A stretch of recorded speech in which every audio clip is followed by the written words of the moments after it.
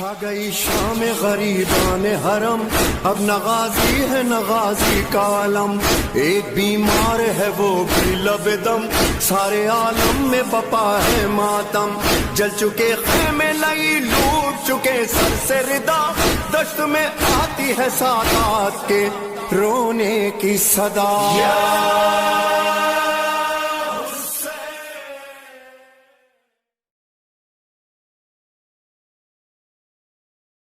بسم اللہ الرحمن الرحیم۔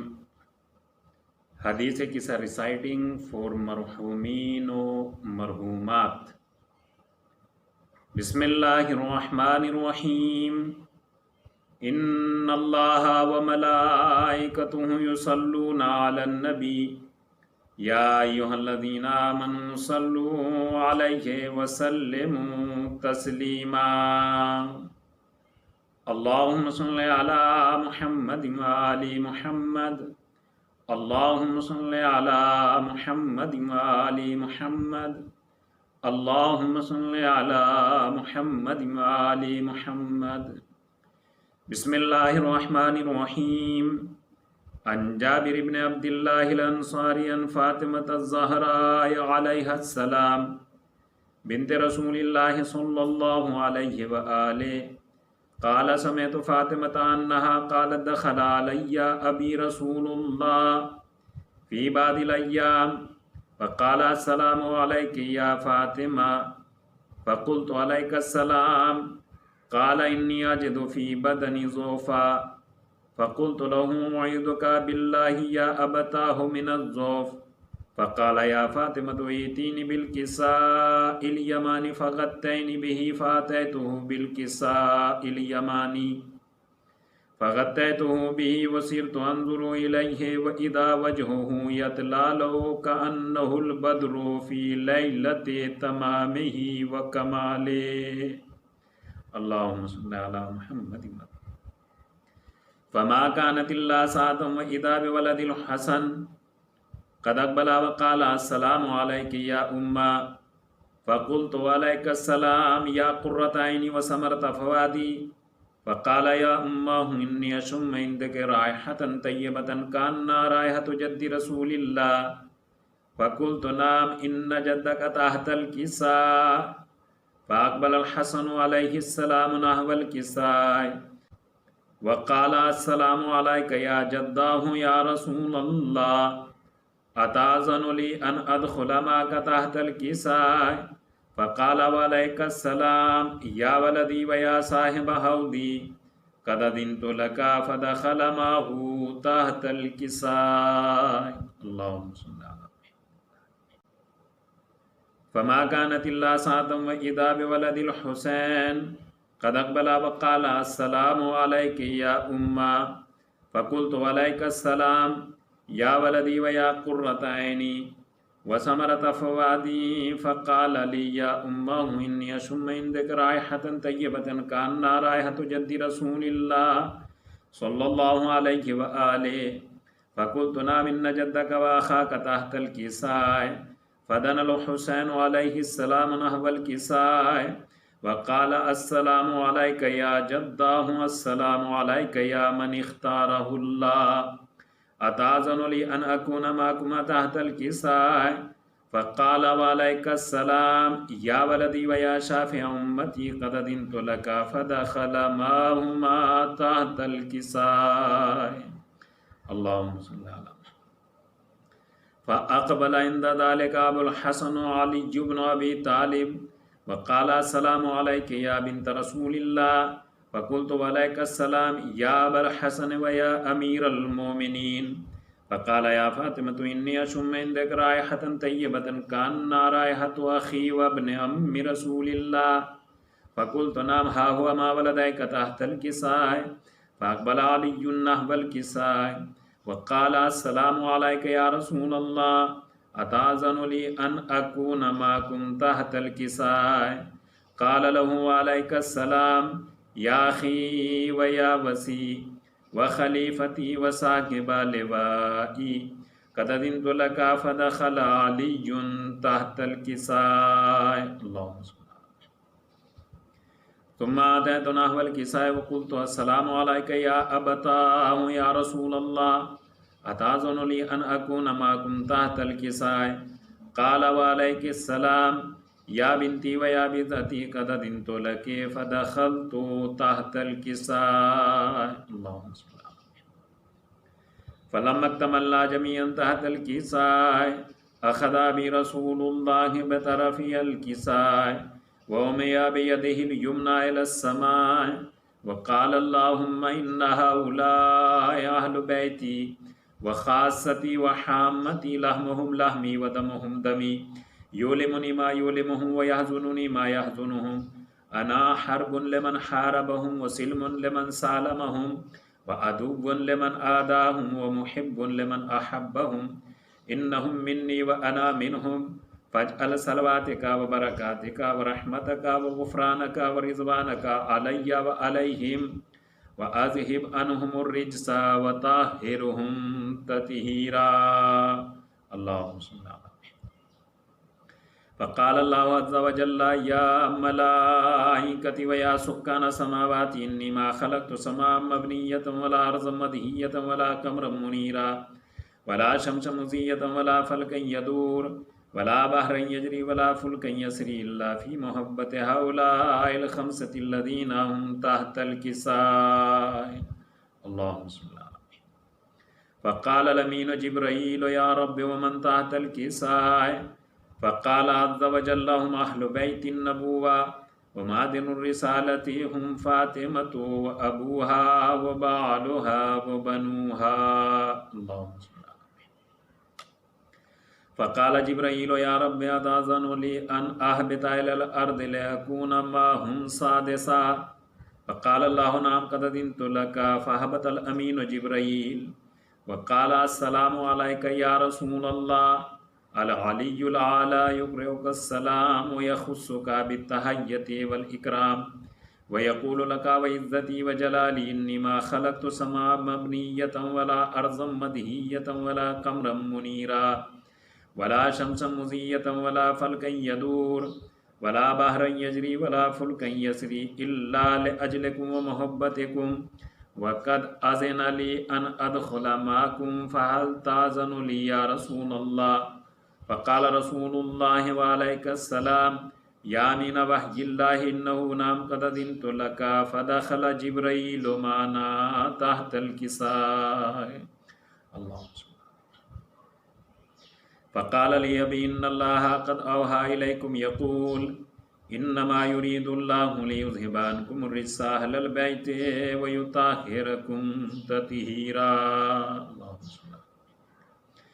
فقال علي لأبي يا رسول الله أخبرني ما لجلوسنا هذا تحت الكساء من الفضل عند الله فقال النبي والذي بعثني بالحق نبيا واصطفاني بالرسالة نجيا ما ذكر خبرنا هذا في محفل من محافل أهل الأرض وفيه جمع من شيتنا ومحبينا إلا ونزلت عليهم الرحمة وحفت بهم الملائكة واستغفرت لهم إلى أن يتفرقوا اللهم صل على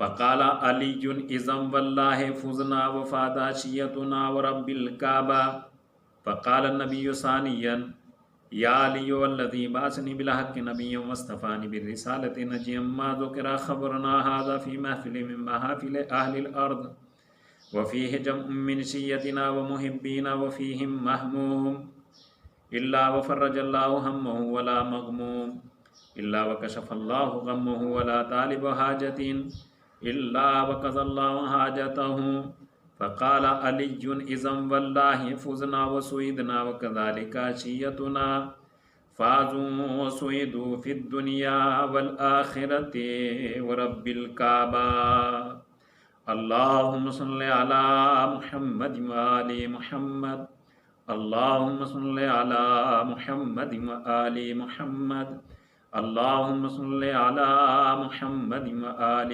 محمد وعجل فرجهم میرے مالک تجھے واسطہ محمد و آل محمد کا، اصحاب کسا کا واسطہ جن مرحومین و مرحومات کے ایصال ثواب کے لیے اس حدیث کسا کی تلاوت کی گئی ہے، ان کی روح کو سکون اور آرام عنایت فرما، انہیں جوار رحمت میں جگہ عنایت فرما، ان کی قبر کو نور سے منور فرما، انہیں چہاردہ معصومین علیہم الصلاۃ والسلام کی شفاعت نصیب فرما۔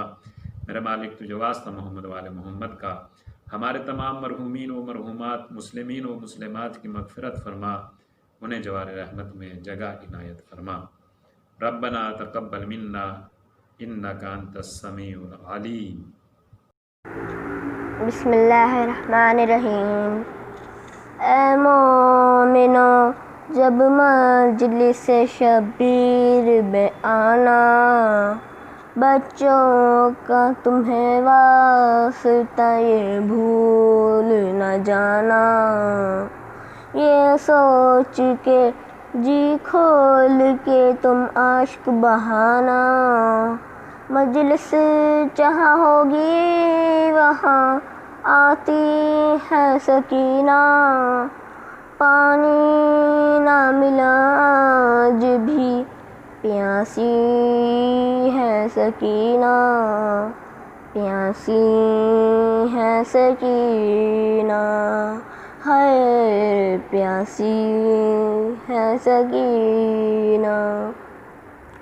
اللہ کرے آئے کبھی ایسا زمانہ، ہو شام کے زندہ کی طرف آپ کا جانا، پھٹ جائے گا دل دیکھ کے وہ غم کا ٹھکانہ، بے حال ہوئی قبر میں سوتی ہے سکینہ، پانی نہ ملا آج بھی پیاسی ہے سکینہ، پیاسی ہے سکینہ، ہے پیاسی ہے سکینہ۔ یوں جانب دریا گئے عباس دلاور، اور دریا سے مشکیزہ بھرا بادل مضطر، دریا کی ہر ایک موج یہ کہتی تھی تڑپ کر، ہے تیسرا دن ہائے تڑپتی ہے سکینہ، پانی نہ ملا آج بھی پیاسی ہے سکینہ، پیاسی ہے سکینہ، ہے پیاسی ہے سکینہ۔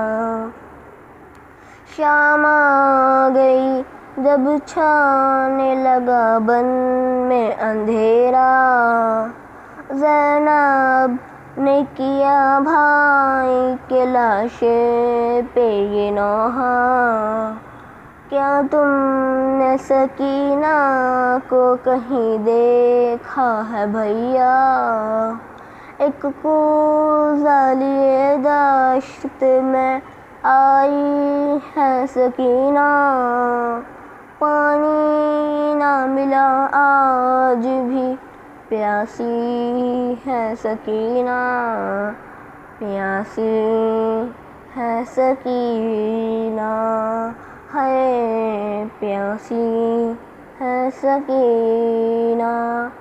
جب 11 محرم کو سوئے شام سے دھاری، دریا کی طرف دیکھ کے زینب یہ پکاری، عباس نہ مر جائے بھتیجی یہ تمہاری، بے حال میری گود میں بیٹھی ہے سکینہ، پانی نہ ملا آج بھی پیاسی ہے سکینہ، پیاسی ہے سکینہ، ہے پیاسی ہے سکینہ۔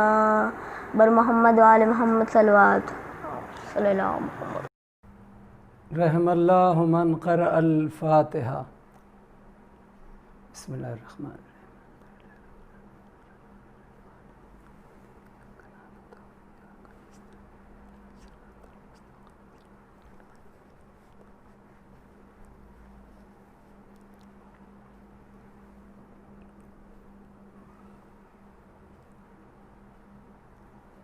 مومنین ایک مرتبہ سورہ الحم اور 3 مرتبہ سورہ توحید پڑھ کر مرحومہ و مغفورہ حاجیانی مریم رفیق علی محمد چیول والا اینڈ کل مرحوم مومنین اینڈ مومنات۔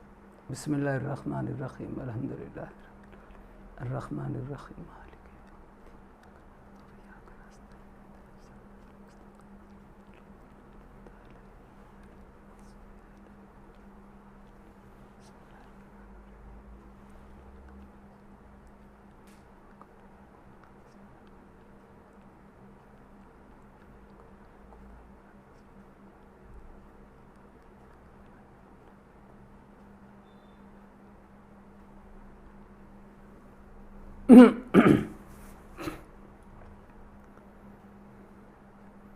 حسبنا اللہ و نعم الوکیل، نعم المولا و نعم النصیر، تبارک اللہ احسن الخالقین، ولا حول ولا قوة الا باللہ العلی العظیم۔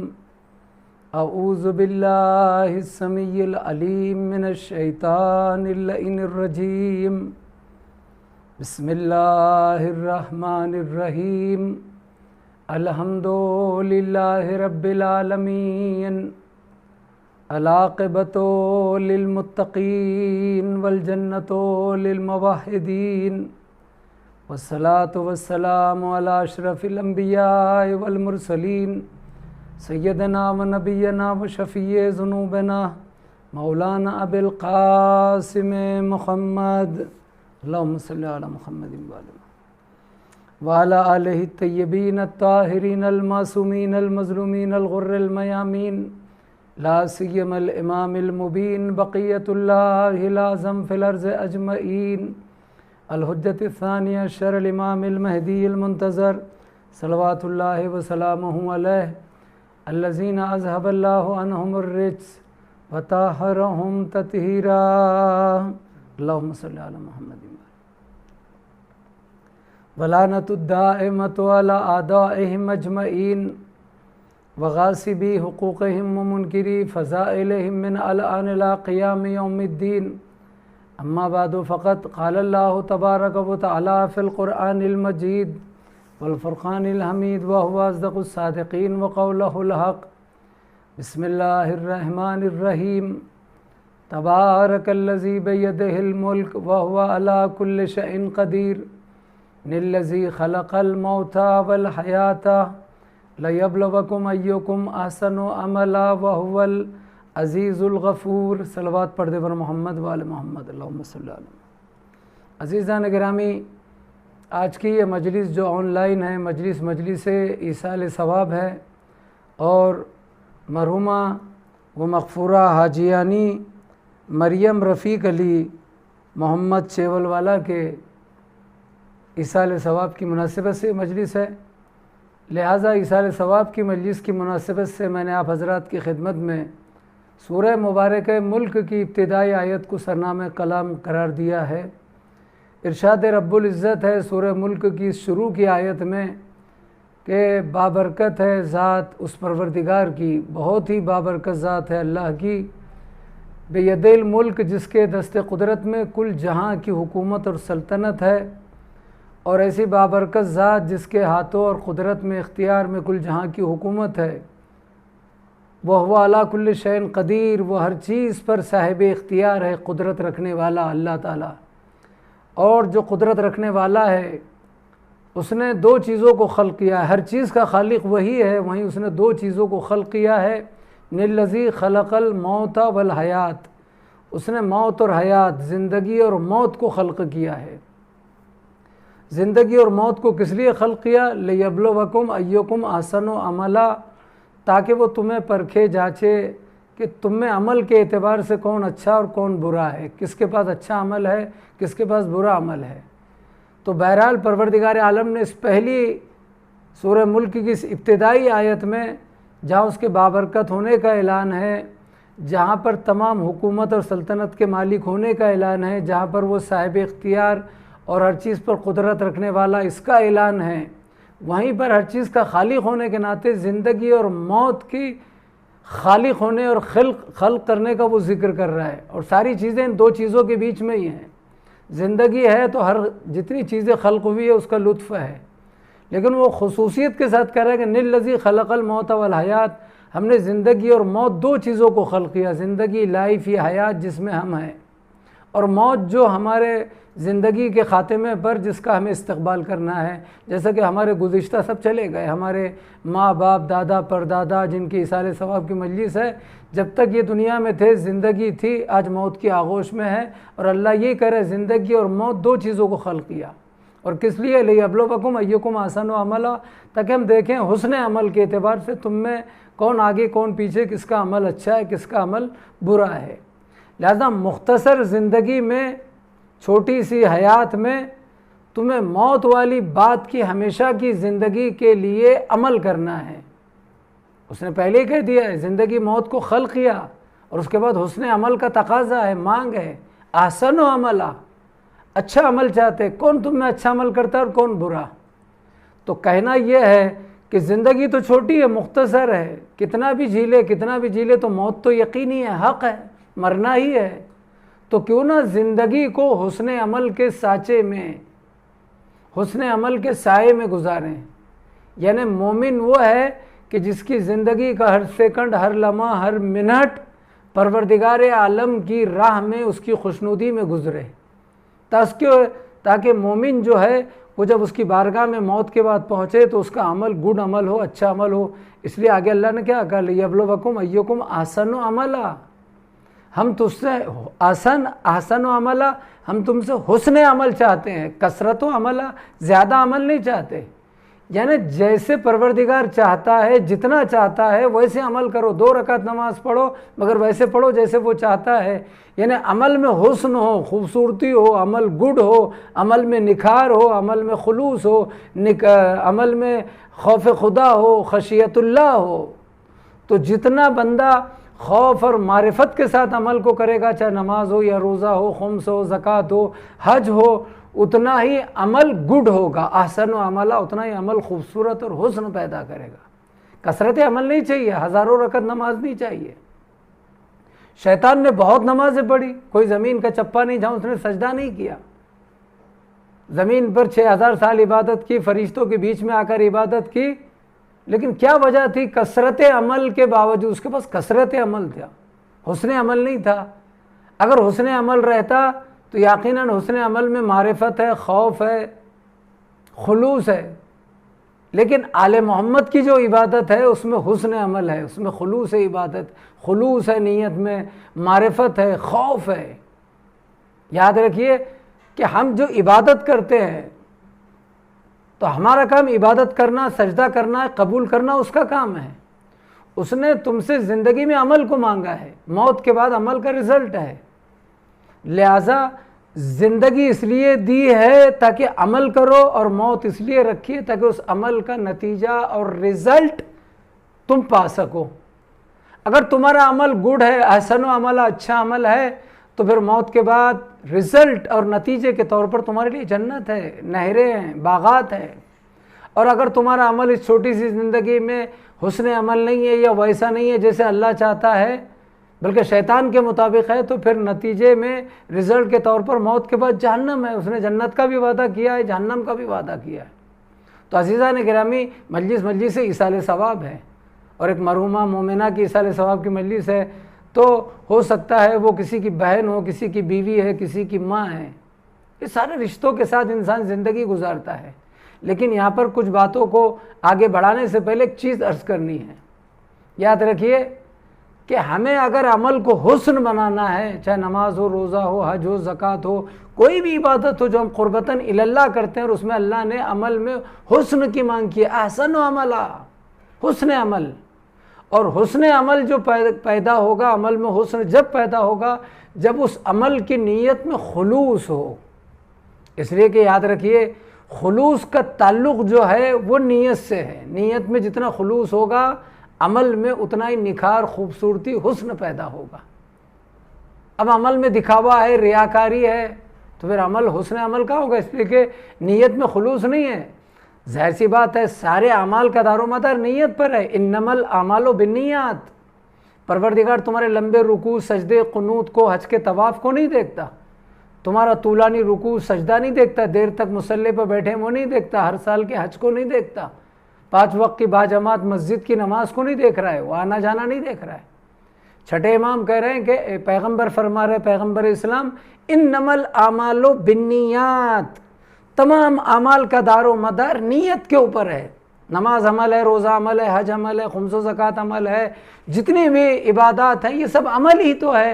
اور پیغمبر کہہ رہے ان تمام اعمال کا دار و مدار نیت پر ہے، اور نیت کا تعلق دل سے ہے۔ توجہ دیں آپ، نیت جو دل میں ہے، ہم نماز پڑھتے ہیں، نیت کرتے ہیں تو زبان سے دہرانے کا حکم نہیں ہے، قصد قربت، دل میں ارادہ، ظہر پڑھ رہا ہوں 4 رکعت، مغرب پڑھ رہا ہوں 3 رکعت، یہ قصد ارادہ دل میں، یعنی زمانہ دنیا آپ کی رکوع، قنوت، سجدے، طواف کو دیکھ رہی ہے، لیکن نماز کی جو نیت دل میں ہے، روزے کی جو نیت دل میں ہے، حج اور اس کے طواف کی نیت دل میں ہے، عمرہ کی نیت دل میں ہے، اس لیے کہ نیت کا تمام اعمال کا دار و مدار نیت پر ہے، اور نیت کا تعلق اللہ نے نیت کو جو جگہ دی وہ دل میں، اور دل کو چھپایا ہے سینے کے پنجرے میں۔ آپ پوائنٹ پہ غور کریں، یعنی جتنی عبادتیں ہیں، جتنے اعمال ہیں، انما الاعمال بالنیات، سب کا دار و مدار یہ سب ٹکی ہوئی ہے نیت پر۔ جو بھی نیکی کرے، خاص کر جو بھی عبادت اور عمل کرے، اس کا دار و مدار وہ ٹکی ہے نیت پر، اور نیت کا تعلق ہے قلب سے، دل سے، چھپی ہوئی، پوشیدہ۔ اور اسی لیے آپ توجہ دیں، یعنی تمام عبادات اور اعمال کا دار و مدار نیت پر، اور نیت کا تعلق دل سے، یعنی نیت چھپی ہوئی ہے۔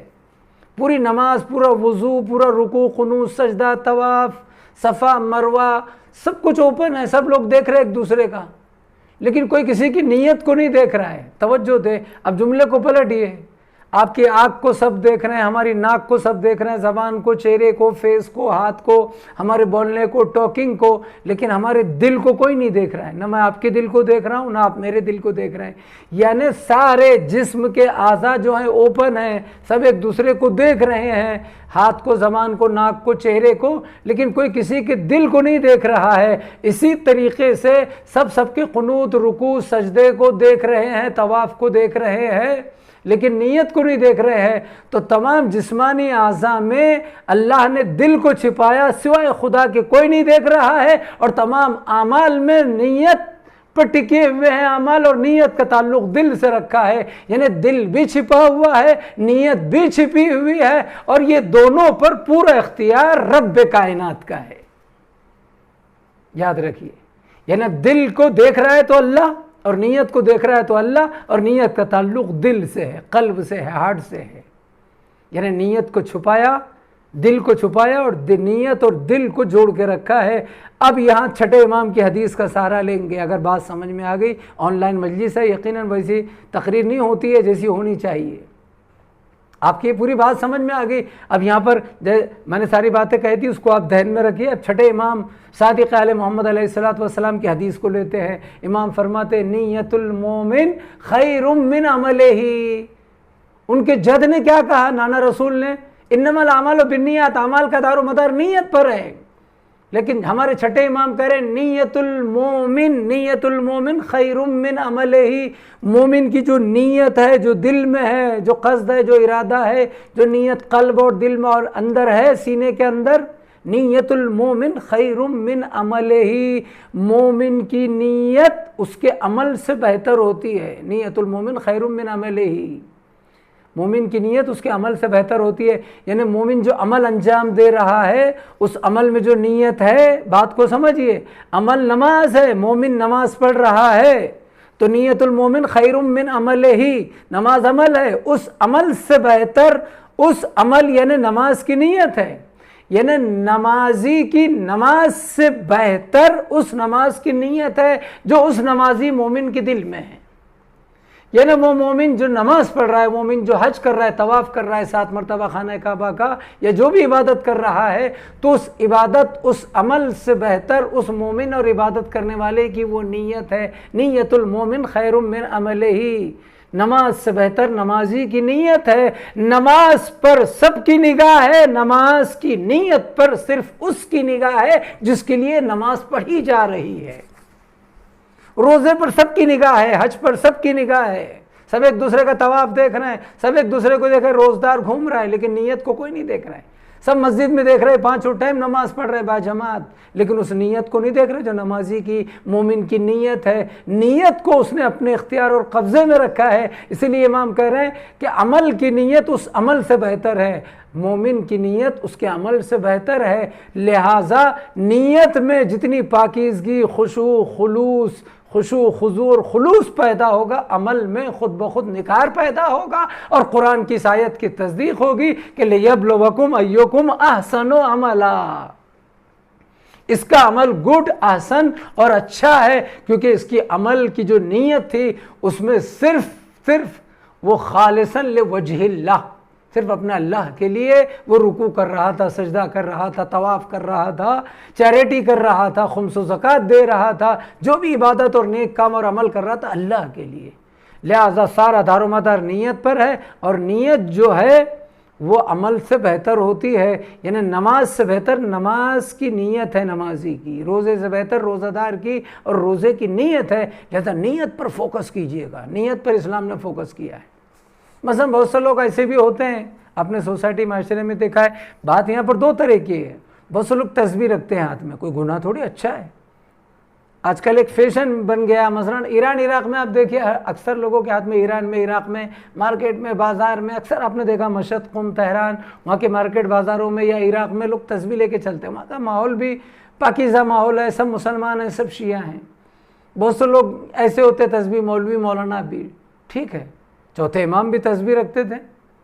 چوتھے امام ہمارے اور آپ کے چوتھے امام کے دستے مبارک میں خاک شفا، ان کے بابا حسین علیہ السلام کے قبر کی مٹی کی تسبیح جو خاک شفا کربلا کی، وہ تسبیح چلاتے تھے. ایک امام گفتگو کر رہے ہیں، سوال جواب کر رہے ہیں، کوئی سوال کر رہے ہیں، امام جواب دے رہے ہیں، ہمارے اور آپ کے چوتھے امام، اور باتیں کر رہے ہیں، سوال جواب، گفتگو، ٹاکنگ. کسی جاہل ان پڑھ گوار نے اعتراض کر دیا، نعوذ باللہ. اعتراض جب امام پہ کر رہے ہیں، اللہ پہ کر رہے ہیں، تو ہمارا آپ کیا چیز ہے؟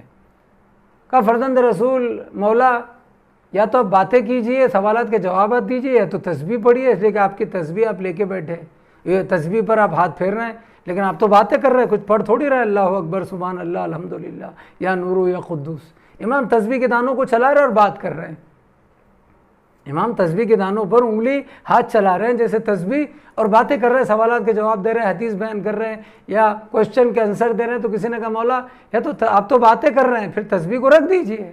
امام مسکرائے، کہا تو یہ نہیں جانتا یہ جو تسبیح ہے یہ خاک شفا میرے بابا حسین کے قبر کی مٹی کی تسبیح ہے، خاک شفا کربلا کی مٹی. اور تجھے معلوم ہونا چاہیے، سن لے کہ یہ وہ مٹی ہے جو تاثیر، اثر اور پاور رکھتی ہے کہ اگر پڑھنے والا اس پر کچھ بھی نہ پڑھے تب بھی یہ خود بخود تسبیح کرتی ہے. اگر اس کو صرف ہاتھ میں رکھیں، اس پہ یوں ہی انگلیاں پھراتے رہیں، تب بھی خود بخود یہ مٹی کی تاثیر ہے بابا حسین کے خون کی، کربلا والوں کے خون کی، پاکیزہ خون کی، طیب و طاہر خون کی، کہ یہ مٹی خود بخود تسبیح کرتی ہے. گویا امام نے اس کو سمجھا دیا کہ تو نے قرآن نہیں پڑھا، کہ قرآن کہتا ہے یسبح للہ ما فی السماوات وما فی الارض الملک القدوس العزیز الحکیم. زمین اور آسمان میں جو کچھ ہے سب کے سب اپنے پروردگار کی تسبیح کرتے ہیں. تو جب ہر چیز محو تسبیح ہے، اس کی تسبیح کر سکتے ہیں، تو اس مٹی اور خاک کا کیا کہنا جو خاک شفا ہے. کائنات کی کوئی چیز شفا نہیں ہے سوائے کربلا کی مٹی کے. اس خاک کا کیا کہنا کہ جس میں وہ خون شامل ہو گیا ہے کہ جس نے عبادت، اطاعت، بندگی، سجدے، فروع دین اسلام کو، اصول دین کو، تمام تسبیحات کو بچایا ہے. تو پھر اس مٹی کا کیا کہنا کہ جو خود بخود تسبیح کرے؟ اس میں شک کیسے؟ ہر چیز کو بچانے والے کا خون اس مٹی میں جذب ہوا ہے. تو وہ خود بخود تسبیح نہ کرے، جبکہ دوسری چیزیں تسبیح کر سکتی ہے، تو یہ تو بدرجہ اولا تسبیح کا حق رکھتی ہے کہ یہ خاک شفا ہے، اس میں ان شہیدوں کا خون جذب ہوا ہے جنہوں نے اسلام بچایا ہے، پورا دین بچایا ہے، پوری خدا کی خدائی بچائی ہے، قرآن کو بچایا ہے، کعبے کو بچایا ہے۔ آج جو تسبیح ہو رہی ہے انہی کی مرہون منت ہے، آج جو اذانیں ہو رہی انہی کا صدقہ ہے، یہ حقیقت ہے، اس سے انکار نہیں کیا جا سکتا۔ تو بہت سے لوگ تسبیح رکھتے ہیں ہاتھ میں، ہو سکتا ہے شیطان حملے کرتا ہے۔ یاد رکھیے، دیکھیے ایک عبادت ہے واجب، ایک ہے سنت، ہے نا۔ تسبیح ہاتھ میں رکھنا یا تسبیح پڑھتے رہنا یہ کوئی واجب نہیں ہے ہر حالت میں، لیکن ثواب بہت زیادہ ہے۔ مثلاً ہم ظہر عصر مغرب عشاء صبح جو واجب نماز پنجگانہ روز پڑھتے ہیں، یہ واجب ہے، مسجد میں پڑھیے، اس میں بھی حکم ہے کہ عبادت میں، روزے میں، نماز میں دکھاوا نہ ہو، لیکن اس میں کیا آدمی دکھاوا کرے گا؟ مثلا میرے جیسا طالب علم، نماز تو فرض ہے، اقیم الصلاۃ، نماز قائم کرو، کتب علیکم الصیام، روزہ تم پر فرض کیا گیا، تو روزہ تو مجھے رکھنا ہی ہے، فرض ہے، واجب ہے، نماز فرض ہے، واجب ہے، روزانہ کی پڑھنا ہی ہے، تو اس میں دکھاوا ریاکاری کے چانسز نہیں ہیں۔ آپ توجہ دیں پوائنٹ پر، چونکہ جو واجبات ہے مجھے کرنا ہی کرنا ہے، واجب چیز کرنا ہی ہے، اس میں بھی ریاکاری کے چانس ہیں، لیکن ہم اگر اپنی عقل کی کسوٹی پر پرکھیں تو اس میں کیا دکھاوا؟ مجھے تو اللہ کی واجب نماز پڑھنی ہی پڑھنی ہے، میں مومن ہوں، مسلمان ہوں۔ اسی لیے شریعت نے، علماء نے حکم دیا ہے کہ واجب عبادت جو آپ مسجد میں لوگوں کے سامنے سب کے ساتھ کرتے ہیں ٹھیک ہے، اس میں اتنے ریاکاری کے چانسز نہیں ہیں، دکھاوے کے، کیونکہ سب کو کرنا ہے، کمپلسری واجب ہے۔ لیکن آپ نماز شب پڑھ رہے ہیں جو واجب نہیں ہے، آپ تسبیح چلا رہے ہیں 24 گھنٹے، 12 گھنٹے، 10 گھنٹے، وہ واجب نہیں ہے نا۔ آپ دیگر سنتی یا مستحبی عبادت کر رہے ہیں، وہ واجب نہیں ہے، فرض نہیں ہے، مستحب ہے، کرو تو ثواب، نہیں کرو تو کوئی آبجیکشن نہیں، واجب کو تو کرنا ہی ہے۔ تو یہاں پر علماء یہ کہتے ہیں عقل کی روشنی میں کہ واجبات کے علاوہ جب تم سنتی نمازیں پڑھو، خاص کر نماز شب یا مستحبی نمازیں پڑھو، تو بہتر ہے اسے چھپ کے پڑھو، گھر میں پڑھو، دکھا کر مت پڑھو۔ اس لیے رات کی تاریکی میں نماز شب رکھی گئی، کوئی نہ دیکھے۔ کیوں؟ اس لیے کہ واجبات میں دکھاوا اور ریاکاری کے امکانات کم ہوتے ہیں، کہ وہ سب کو کرنا ہی کرنا ہے، چاہے لالچ سے کرے، جہنم کے خوف سے، جنت کی لالچ سے، اللہ سے ڈر سے، جو جیسا کرے، جس کا جیسا ایمان خلوص ہے۔ لیکن سنتی نماز میں دکھاوا اور ریاکاری کے زیادہ چانسز ہیں، زیادہ امکانات ہیں۔ دیکھو ہاں میں نماز شب بھی پڑھ رہا ہوں، دیکھو میں نماز کے علاوہ اور قرآن کو ٹچ کرنے کے علاوہ بھی وضو کر کے گھوم رہا ہوں، مارکیٹ میں جا رہا ہوں یا بستر پہ آ رہا ہوں۔ تو سنتی عبادت اور نمازوں کو چھپ کر کریں تاکہ شیطان کے حملوں سے محفوظ رہے اور دکھاوا اور ریاکاری کے امکانات پیدا نہ ہو، اور سنتی جو تم پر فرض نہیں ہے، واجب نہیں ہے، اس میں خلوص باقی رہے تاکہ عمل میں نکھار ہو۔ تو اس لیے بہت سے لوگ جو تسبیح پڑھتے، بڑے بڑے علماء پڑھتے ہو، تو ان کا اپنا ایک مقام ہے، لیکن ہو سکتا ہے شیطان حملہ کرتے، دیکھو میں تسبیح چلا رہا ہوں، میرا ہاتھ کوئی گناہ نہیں کرتا، میری زبان کوئی گناہ نہیں کرتی۔ روایت میں، واقعی روایت میں بڑا خوش نصیب ہے، مولا امیر المومنین کا فرمان ہے کہ زبان کو تسبیح بناؤ۔ قرآن میں بھی ہے، بکرتم واسیلہ، صبح اٹھتے بیٹھتے صبح شام میرا ذکر کیا کرو، اللہ کہتا ہے۔ اس لیے تسبیح رکھی گئی نماز کے بعد تاکہ تمہیں تسبیح کا سلیقہ رہے کہ نماز کے بعد تسبیح شہزادی پڑھنا 1000 رکعت نمازوں سے افضل ہے، سنتی نمازوں سے۔ تو ہم تسبیح پہ کچھ بھی پڑھتے ہیں، استغفر اللہ کچھ بھی پڑھ سکتے ہیں آپ، جو بھی تسبیح بتائی گئی ہے، یا نورو یا قدوس، سبحان اللہ، الحمدللہ، ماشاء اللہ، اللہ اکبر، استغفر اللہ ربی اتوب الیہ، صلوات، درود، بہت چیزیں ہے نا۔ لیکن مولا کائنات کا ایک فرمان ہے، مجلس ایصال ثواب ہے، مرحوم ماں کے ایصال ثواب کی مناسبت سے، کہ وہ بندہ کتنا بد نصیب ہے جس کے بعد استغفار کی دولت ہو اور وہ گناہوں سے روٹ کے اپسیٹ ہو کر، مایوس ہو کر بیٹھ جائے۔ اگر تم نے گناہ کیے ہیں تو روٹنے کی ضرورت نہیں، یعنی مایوس ہونے، اپسیٹ ہونے کی ضرورت نہیں ہے، تیرے پاس استغفار کی دولت ہے۔ ایک روایت جو کتاب رموز التنزیل، تفسیر رموز التنزیل میں نے پڑھی ہے، اور بھی کتابوں میں، کہ جب مومن صدق دل سے، خلوص سے اللہ کی بارگاہ میں کہتا ہے استغفر اللہ ربی واتوب الیہ، یا ہم روزانہ پڑھتے ہیں استغفر اللہ الذی لا الہ الا هو الحی القیوم الرحمن الرحیم ذو الجلال والاکرام واتوب الیہ، نماز شب میں بہرحال استغفر اللہ ربی واتوب الیہ۔ تو مولا کائنات فرماتے ہیں، پیغمبر کی بھی حدیث ہے کئی معصوم سے، جب مومن استغفار کرتا ہے تو اس کے گناہ ایسے جھڑتے ہیں، ایسے گرتے ہیں جیسے پتجھڑ کے موسم میں درختوں سے پتے گرتے ہیں، مگر خلوص کی شرط ہے، ایک روایت جو امام نے فرمائی پیغمبر سے اور پھر مولا کائنات سے، امام نے کیا فرمایا؟ الاستغفار یقطع وطینہ، الاستغفار یقطع وطینہ۔ استغفار کرنے والا جب استغفار کرتا ہے خلوص سے تو یہ تمہاری استغفار شیطان کی رگے دل کو، اس کی رگ کو کاٹ دیتی ہے، اس کے رگے دل کو کاٹتی ہے یہ استغفار، شہ رگ جو اس کی رگ ہے دل کی یا اس کی گردن کی گلے کی رگ، اس کو کاٹتی ہے، وہ تڑپتا ہے۔ روایت میں ہے کہ جب کثرت سے صلوات پڑھتے ہیں، کثرت سے استغفار کرتے ہیں اور سجدے کو طول دیتے ہیں، سجدے کو، خاص کر سنتی مستحبی سجدہ واجب نماز کے بعد، واجب سجدے کو کتنا طول دے سکتے ہیں ہم؟ جتنا کہ حکم ہے شریعت سے فقہی مسئلے میں، لیکن اس کے بعد جو شکر کا سجدہ ہے اس کو آپ جتنا طول دیں گے تو چھٹے امام کہتے ہیں مومن جتنی دیر تک اللہ کے شکر کے یا مستحبی سجدے میں پڑا رہتا ہے، سجدے میں رہتا ہے، اتنی دیر تک پیچھے شیطان تڑپتا ہے۔ مچھلی ماہی بے آب کی طرح، جیسے مچھلی پانی کے بغیر تڑپتی ہے، ایسا شیطان مومن کے، علی کے، شیعہ کے سجدے کے طولانی سجدے کو دیکھ کر تڑپتا ہے کہ ہائے جس سجدہ نہ کرنے کی بنا پر میں نکالا گیا یہ اسی سجدے کو طول دے رہا ہے، وہ تو حکم خدا سے آدم کو سجدہ تھا، یہ ڈائریکٹ خدا کو سجدہ کر رہا ہے۔ کتنا خوش نصیب ہے ایسا سجدے کو طول دینے والا، وہ آدم کے لیے سجدہ تھا، حکم خدا تھا، یہاں ڈائریکٹ خدا کو سجدہ کر رہا ہے، وہ بھی ولایت علی کے ساتھ، محبت اہل بیت کے ساتھ، عزاداری حسین کے ساتھ۔ یعنی کتنا خوش نصیب ہے ایسا مومن جو اس عظیم محبت کے ساتھ اپنے رب کا سجدہ ادا کر رہا ہے۔ تو بتائیے کتنے چانسز ہیں، کتنے موقع ہیں آپ کے لیے۔ موت سے وہ ڈرتے ہیں جن کے پاس ولایت علی نہ ہو، محبت اہل بیت نہ ہو۔ موت سے وہ ڈرتے ہیں جنہوں نے نماز نہیں پڑھی، روزہ نہیں رکھا، حج نہیں کیا، عبادت نہیں کی۔ المومن لا یخاف من الموت، مومن موت سے نہیں ڈرتا کہ مومن کا رہبر، قائد اور پیشوا امیر المومنین ہے۔ اور اسی لیے روایت میں کہ کوئی مرتا نہیں جب تک امیر المومنین نہیں آتے۔ 8ویں امام کی حدیث میں نے پڑھی ایک روایت میں، ایک کتاب میں، جب پوچھا گیا مولا ہم نے سنا یہ مسلمات میں ہمارے عقیدے میں ہے کہ کوئی مرتا نہیں، کوئی بھی، صرف شیعہ نہیں، کسی بھی دھرم کا، ذات کا، سماج کا، کمیونٹی کا انسان، کسی بھی مذہب کا ہو، ہندو، مسلمان، سکھ، عیسائی، شیعہ، سنی، مرتا ہی نہیں جب تک امیر المومنین مولا علی نہیں آتے۔ ہمارے اور آپ کے 8ویں امام نے فرمایا ہمارے جد تو آتے ہی آتے ہیں بلکہ ہم میں سے ہر امام آتا ہے۔ کیا مقام ہے خدا کی قسم۔ لہذا موت سے ڈرنا ہے۔ مولا علی کی ایک حدیث ہے جو وقت پہ یاداری فرمان ہے کہ لوگ موت سے ڈرتے تو ہیں لیکن موت کی تیاری نہیں کرتے۔ میں اپنے لیے بات کر رہا ہوں، موت سے ڈرتے ہیں ہم لیکن موت کی تیاری نہیں کرتے۔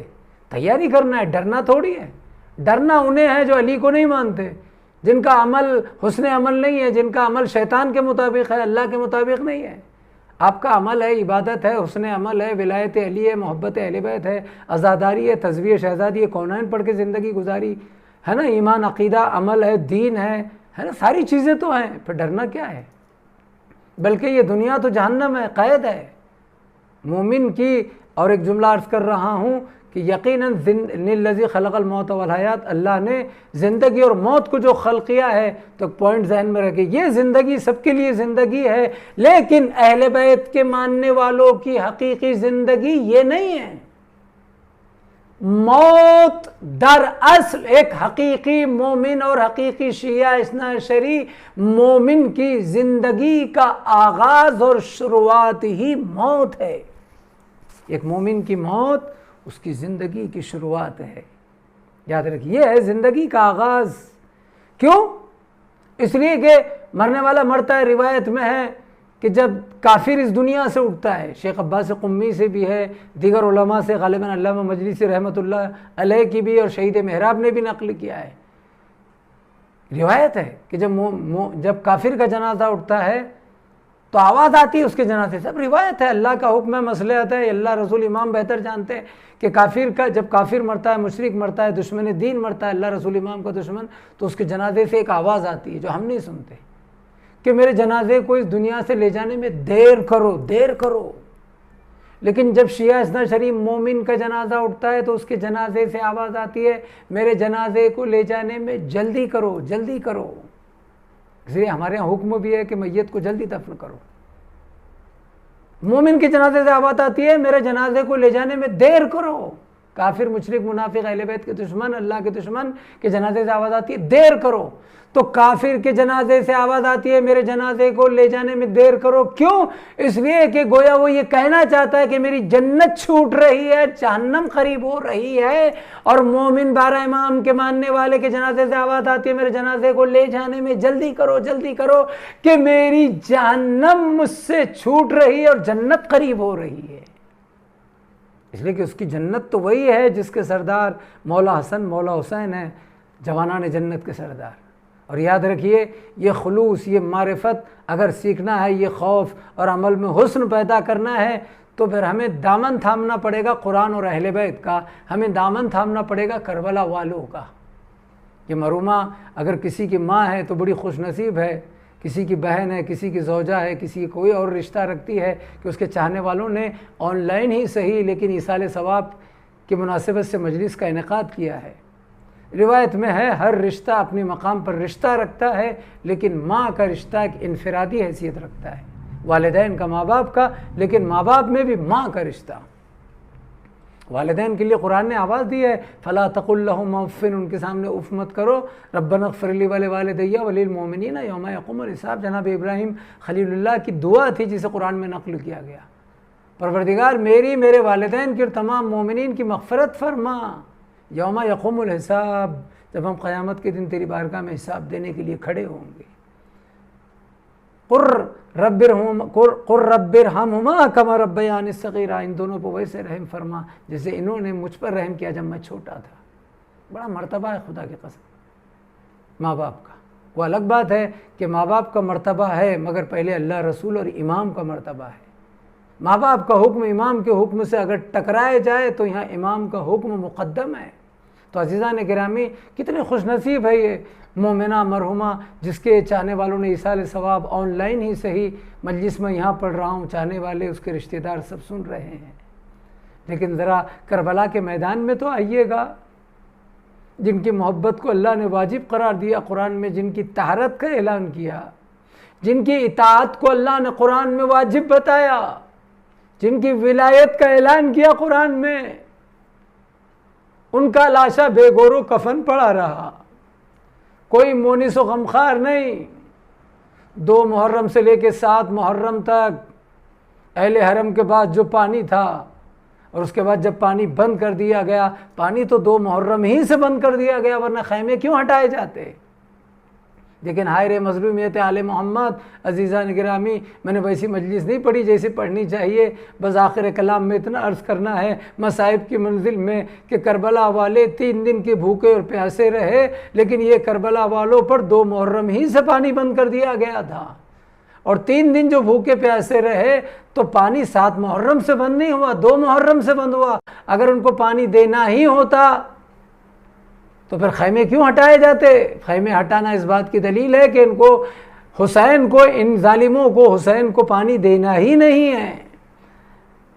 تو عزیزان گرامی حسین پیاسے ہیں، زینب پیاسی ہے، اس قدر پیاس، اس قدر العطش کی آوازیں بلند ہے کہ عباس جیسا علمدار اگر حسین سے اجازت مانگے تو حسین مقتل کا گروہ ہے، آواز دے بھیا، خیموں میں بچوں کی العطش کی آوازیں بلند ہے۔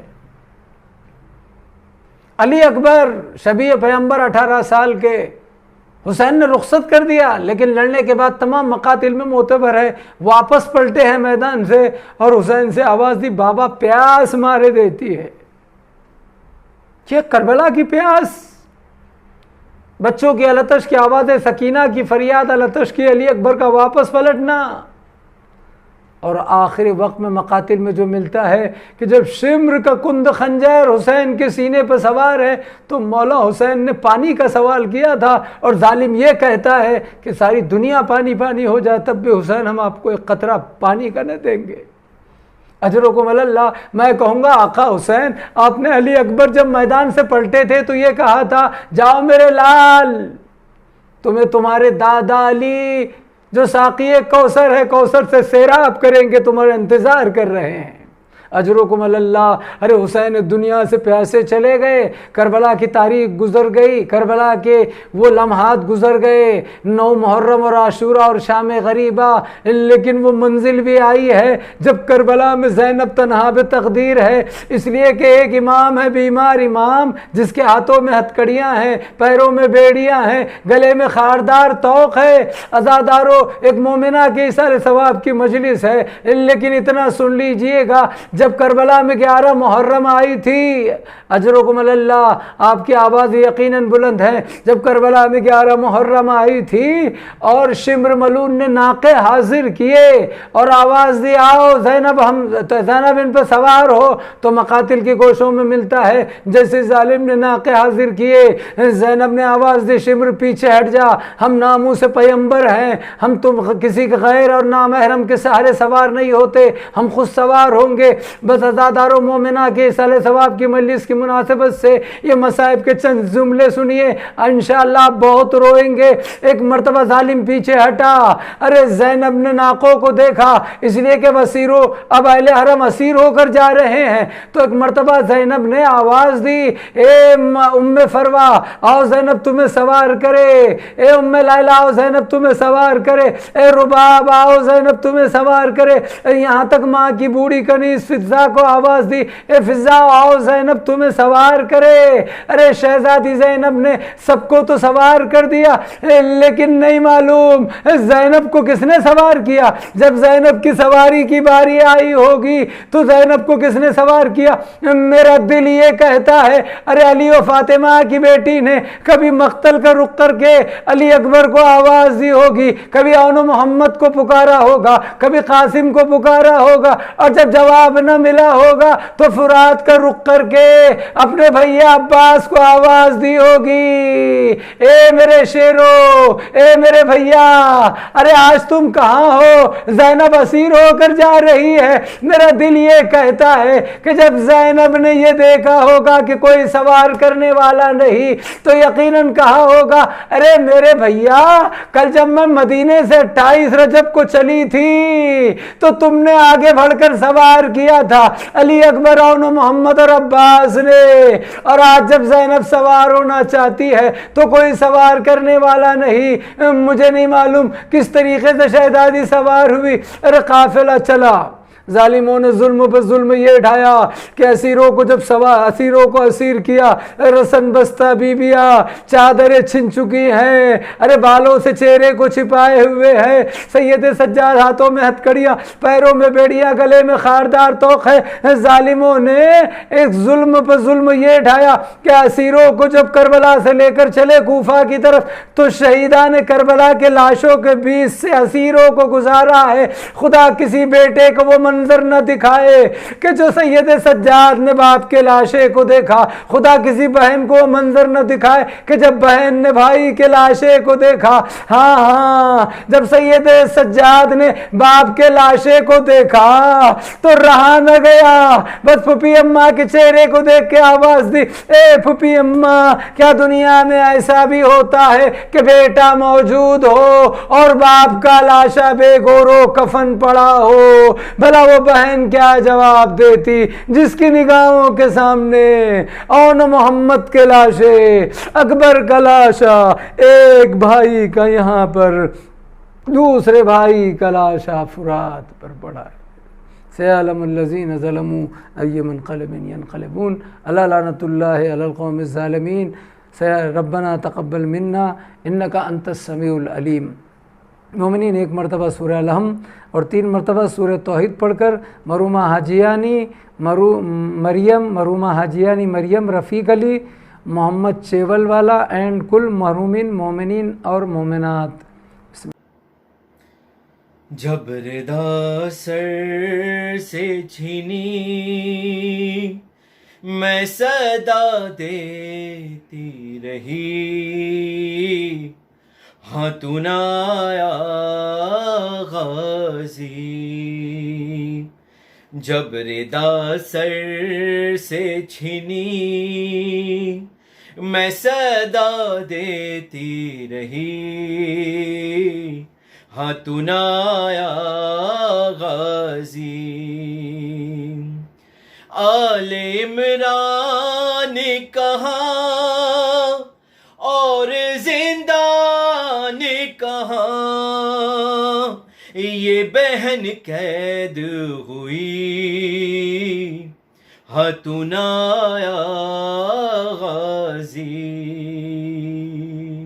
جب ردا سر سے چھینی میں صدا دیتی رہی تو نہ آیا غازی، جب ردا سر سے چھینی میں صدا دیتی رہی تو نہ آیا غازی، ہم کو پانی نہ ملے تیری خوشبو تو رہے، تیرے بازو ہے کٹے چاہے مشکی سچ دے، یہ مگر ہو نہ سکا تیرے بازو ہے جدا، اور ہے تشنہ لبی تو نہ آیا غازی، جب ردا سر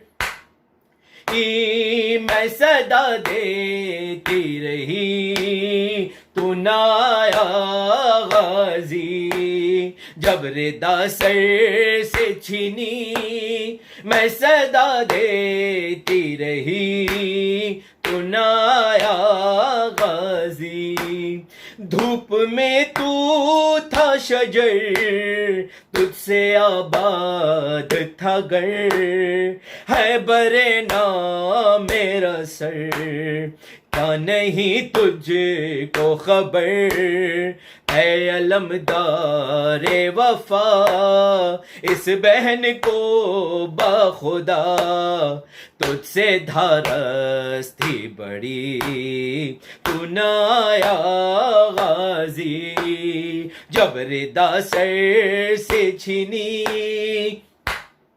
دیتی رہی تو نہ آیا غازی، آ گئی شام علم لٹ گئے اہل حرم، ریت پر جلتی ہوئی ہو گیا ٹھنڈا علم، پرسہ دینے کے لیے مجھ سے ملنے کے لیے آ گئے بابا ولی تو نہ آیا غازی، جب ردا سر سے چھینی میں صدا دیتی رہی تو نہ آیا غازی، اور کیا کہوں شیر میرے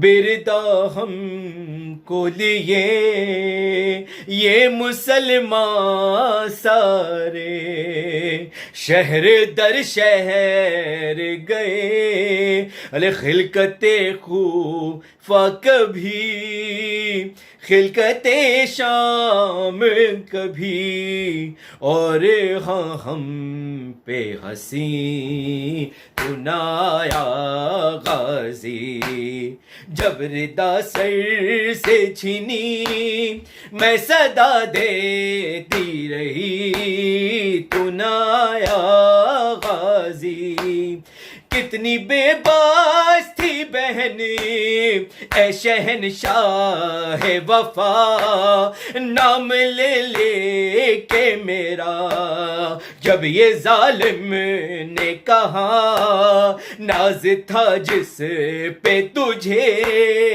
اب بلاؤ نہ اسے، اور میں روتی رہی تو نہ آیا غازی، جب ردا سر سے چھینی میں تی رہی تو نہ آیا غازی، جب ردا سر سے چھینی میں صدا دیتی رہی تو نہ آیا غازی، قید خانے میں قضا جب سکینہ کو ملی دیکھ کر کرتے کا کفن، بچی دفنائی گئی، ارے اس گھڑی نام تیرا صورت ناد علی، دکھ میں دوراتی رہی تو نہ آیا غازی، قید خانے میں قضا جب سکینہ کو ملی، دیکھ کرتے کا کفن، بچی دفنائی گئی، اس گھڑی نام تیرا صورت ناد علی، دکھ میں دوراتی رہی تو نہ آیا غازی، جب ردا سر سے چھنی میں صدا دیتی رہی تو نہ آیا غازی۔